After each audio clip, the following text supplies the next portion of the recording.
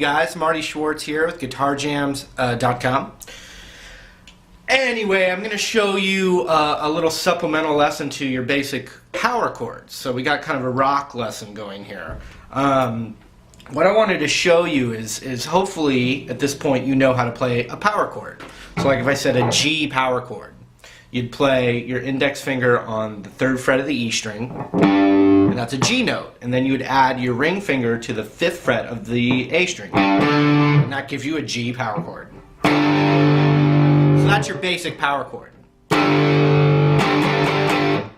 Alright, so let me give you a couple of options that you can play instead of that chord, but it'll still work.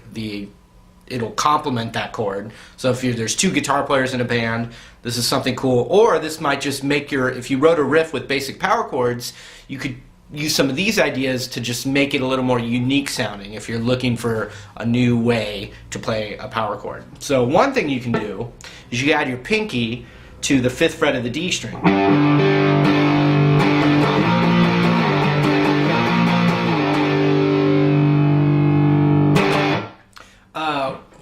Which a lot of people already do. Nirvana did it, a bunch of others. But that, that's a way to thicken up the chord. But what you can do instead is take the low root out and just play those 2 with 1 finger. And it's kind of like a reverse power chord. It really emphasizes the sound that's called the 4th.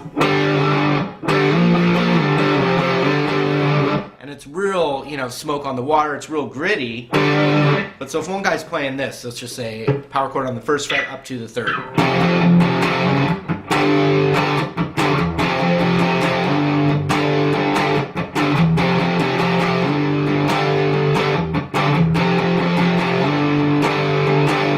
Another guitar player could be playing, you can kind of think of it by adding your pinky and going, oh, those are the 2. Or the root on the D string, you can think of it that way. If I'm playing an F to a G, you can find the F and the G on the D string and play the note on the A string with it.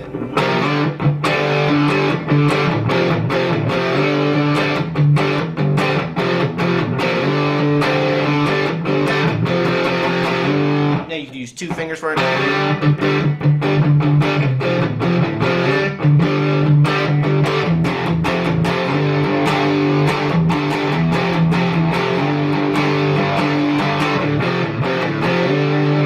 And when you do that with 1 finger, you can do some.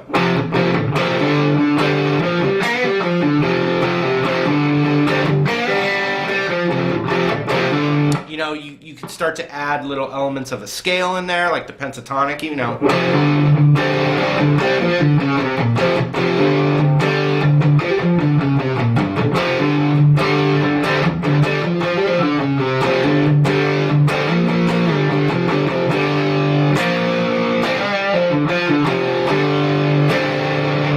These aren't original concepts, but some people don't know it yet. Okay, here's another thing you can do with that chord instead. So if I'm playing these 2, like that, I'm thinking of it as an F power chord. The root's actually on the 3rd fret of the D. So what I can do though now, and this is like in a Def Leppard song for instance, I can go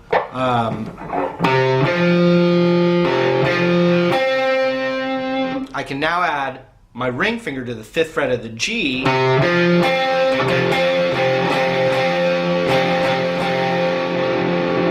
then even my pinky to the 6th fret of the B, and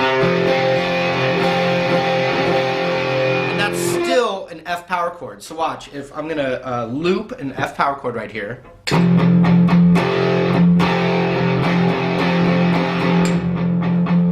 that's looping, right? So I can play these 2.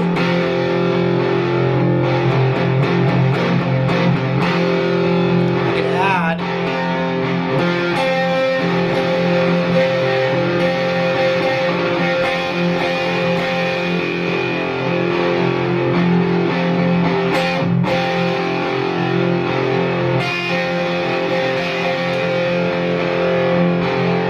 so it's the same chord. It's going to give you a different sound.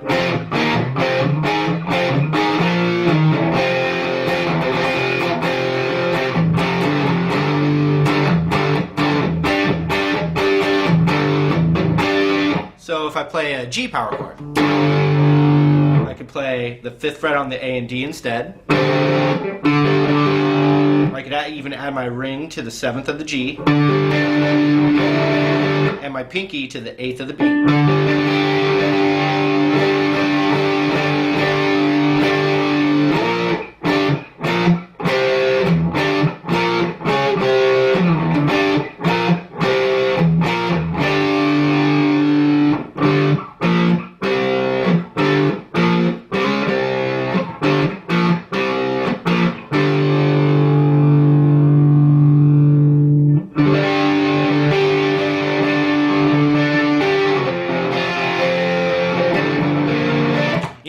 So basically just spark some new concepts for you. That's all. And to know that they're there. You know?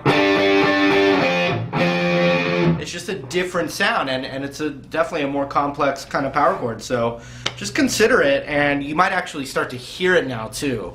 Hear it in some songs, and just, you know, let it creep its way into your knowledge.